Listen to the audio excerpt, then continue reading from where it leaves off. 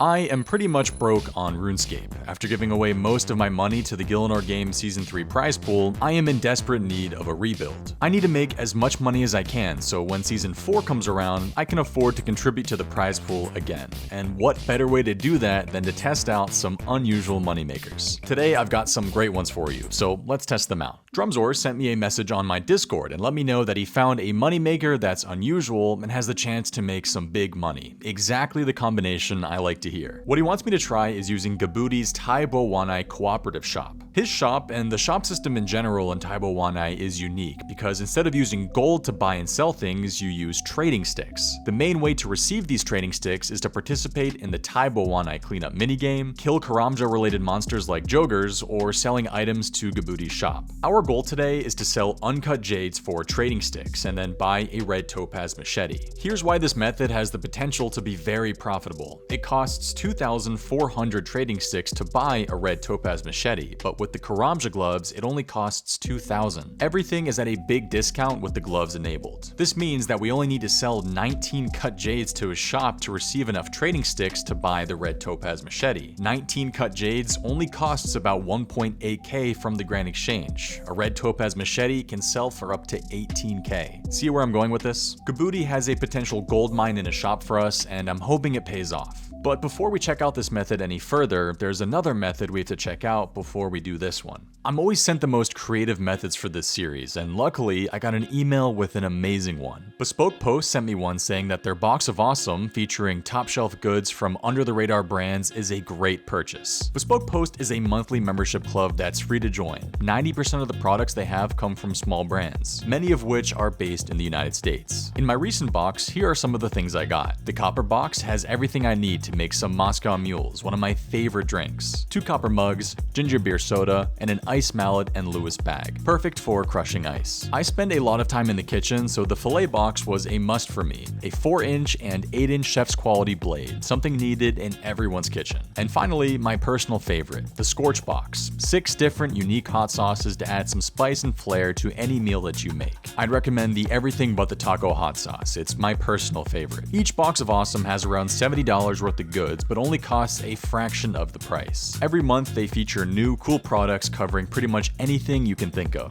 Outdoor gear, barware, home, kitchen goods, clothing, and more. Even live oysters. Just fill out their preference quiz to personalize your box for yourself or someone else. You can even preview your box of awesome before it's shipped. You can decide to keep it, swap it for a different box, or skip the month entirely for no charge. You only pay for what you want. And if all of this hasn't convinced you already, new subscribers get 20% off their first box of awesome using the link in the description. BespokePost.com/SoupRS20 or use code SoupRS20 at checkout. Let me know what you guys decide to grab.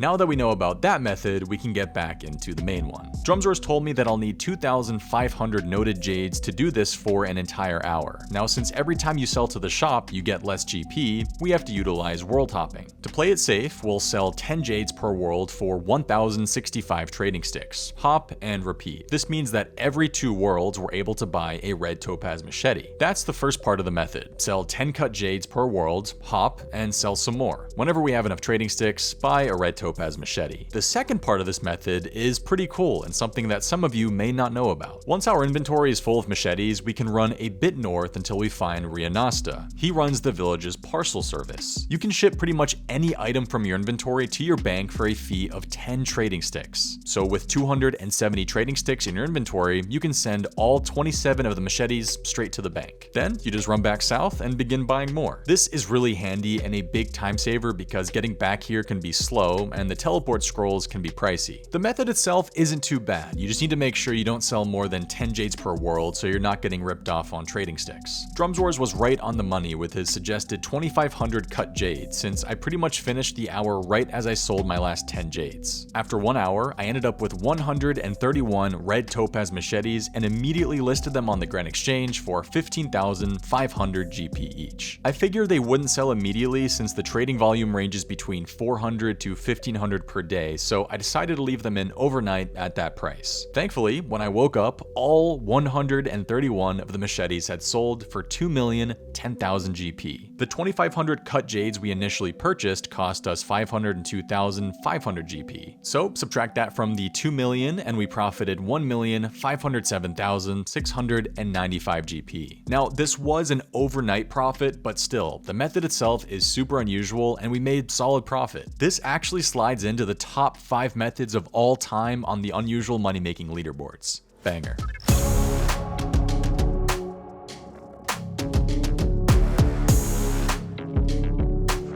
By the way, don't forget to subscribe if you're enjoying this video. We're super close to 300,000 subscribers, which is crazy. Okay, this method is hilarious and was suggested by 2 people, Min and Art Matters. In my character's hometown of Relica, this guy right here is actually my brother, you can trade Thora the barkeep in the Relica Long Haul bar and buy some drinks from her. She's got a beer tankard, and a keg of beer. Today, we're going to focus on the keg of beer, which you can buy from her for 325 GP. Now, what could we possibly do with this keg of beer to make some unusual profit? Well, we could sell it on the Grand Exchange for around 600 GP, which isn't too bad. Or we could sell it to a kid. You guys all know Ask Aladdin, right? The little kid that's always at the front of the entrance to Relica, the same one who's involved in multiple quests and can give you a pet rock. He will actually buy this keg of beer off of you, but he can't do it in Relica. You have to meet him somewhere else. By heading to Waterbirth Island, running through the dungeon with all the Dagonoths, and climbing up the ladder instead of down when you get past the door supports, you end up on a cold, snowy hill. And guess who else is there? Ask Aladdin. He has some unique dialogue here when you talk to him. He talks about fighting the Dagonoths and how he's taking a break and how it's really hard work and how he's thirsty and how he could really use a keg of beer. You then respond kind of shocked that someone his age is asking for beer. He says that he completed the Fremnic trials just like everyone else did, so he's pretty much a grown man. You then have the option to literally sell him beer, and he buys the whole keg from you for 700 GP. You can buy kegs of beer from Thora and Relica for 325 GP. This means you can make a nice little profit off this guy. But here's what's even funnier. It's not like you can only sell one keg of beer to him at a time. He actually offers to buy every single keg of beer you have on you in a single trade. You can sell hundreds of pounds of beer to a miner on Runescape and make some nice unusual money. I tested this out by buying 25 kegs of beer from Thora for 9,600 GP. I ran them all the way back to Ask Aladdin and sold every single keg for 17.4k. So per trip, you'd be making over 7,000 GP profit. There are a lot of things that make this method annoying, having to run all the way to him, taking damage from the Dagonoths, needing to use his stamina, but what I love about this method is that it's so unusual. It's the whole reason I started this series in the first place. It's typical RuneScape humor. I'm sure the devs were cracking up when they put this in the game, and it can make you a pretty penny. For all of you Fremnic locked accounts out there, you're welcome for the best moneymaker in the game. Thanks for sending this my way. It's by far one of my favorites we've ever done.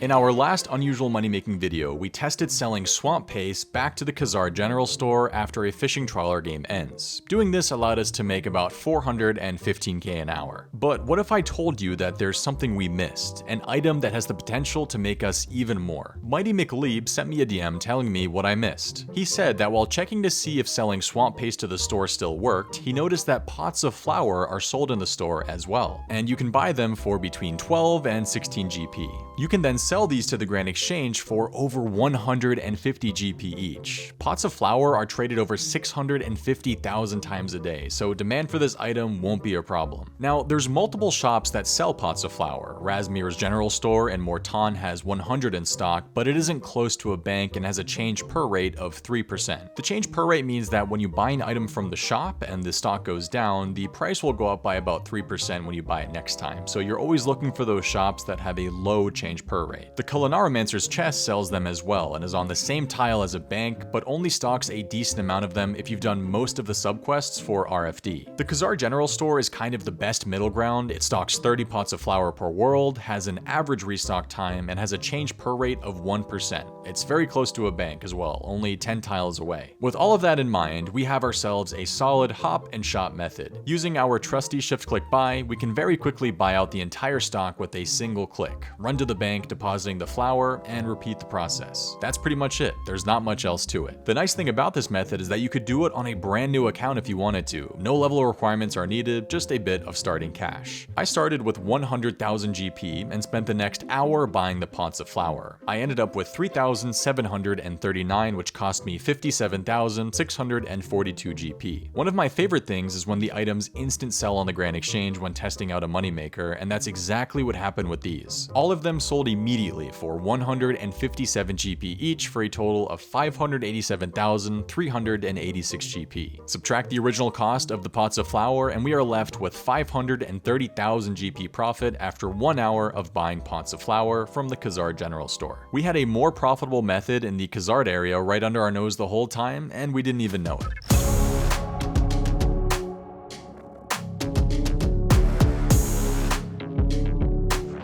During one of the bannings in the Gielinor games, 2 of the competitors had to try and copy an inventory of items that I gave them as much as possible in 15 minutes. One of the items was a black scimitar, which can be found on the 2nd floor of the Ardougne castle, right behind this door. To get past this door, you'll need to picklock it, and that requires 61 thieving. There's only a few ways that black scimitars can come into the game, and all of them are fairly uncommon things to do, like the Shades of Morton minigame or gathering intelligence on Zaya. That leaves us with 2 options: buying them from Bridget's Weapons in Shazen, or picking them up from this spawn in the Ardougne castle. The scimitars have been spawning in this castle since it was added into the game, all the way back in 2002, and I'm sure they've been a source of unusual money making for many people since then. Today, they're going to be my unusual method. The scimitars are currently at the highest price they've been in years, so I'm going to see how much money I can make picking them up for an entire hour. Here's what we're going to do. We pick up a black scimitar, hop to the next world, and pick it up again. Hop to the next world, and pick it up again. I think you know how it goes from here. Once we have a full inventory of the scimitars, I used my crafting cape to teleport close to a bank, then used the Grand Exchange Spirit Tree to teleport to the battlefield of Khazar's Spirit Tree. Obviously, if you have a Spirit Tree in your house, use that one instead. Then, run back northeast to the castle, go upstairs, unlock the door, and repeat the process. After 1 hour, I had collected 261 black scimitars. I threw them up on the Grand Exchange for 2,600 GP each, and after waiting for 25 minutes, all of the scimitars sold. In total, we made 681,225 GP. Almost 700k in an hour simply picking up black scimitars. That is really good. This method is of course heavily reliant on the price of the scimitars as well as how many of them are being traded a day. But since we are putting absolutely 0 GP into this method, it's always going to make you some unusual profit, which is all I can ask for.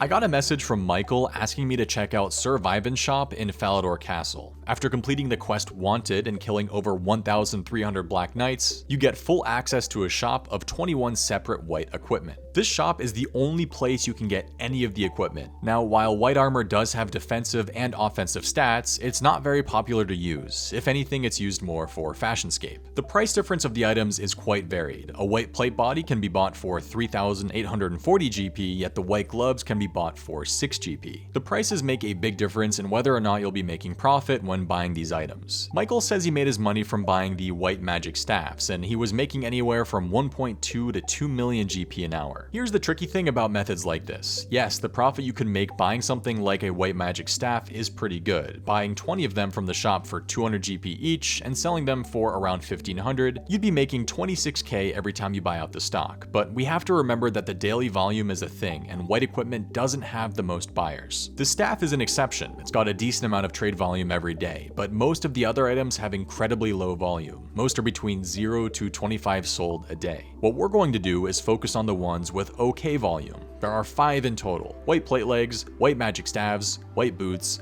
white gloves, and white claws. All of them have decent daily volume, but I'm going to play it safe and just buy 20 of each. We can test the waters and see if it's something worth continuing later on. So let's buy 20 of the plate legs, the boots, the magic staves, gloves, and claws, and chuck them on the Grand Exchange. In total, I spent 61,240 GP. Now, We wait. The next morning I woke up and 4 of the 5 items sold. The only one that didn't was unfortunately the white claws. Here's the profit we made on every item from least to most. The white plate legs made us 8.3k, the white gloves were 8.3k profit as well, the white magic stabs were 25.7k, and the most profitable piece of white equipment for us were the white boots, which made us 29.8 thousand GP. So there is some room to make some money here. I see this more as a long-term moneymaker as opposed to a consistent daily one. I'm sure that buying out lots of the white equipment and then leaving them in long-term on the Grand Exchange for med price will actually make you some pretty good profit. You just have to be a bit patient.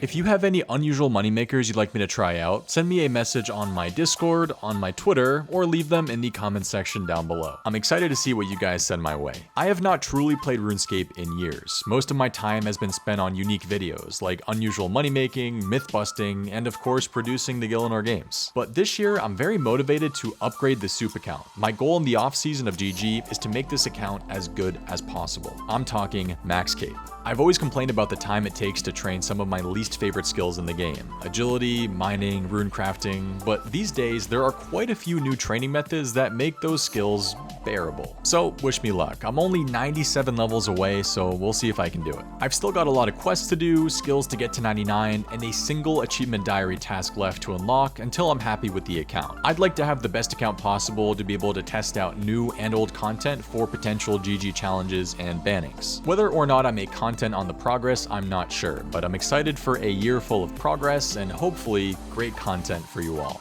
I'll see you all in the next one.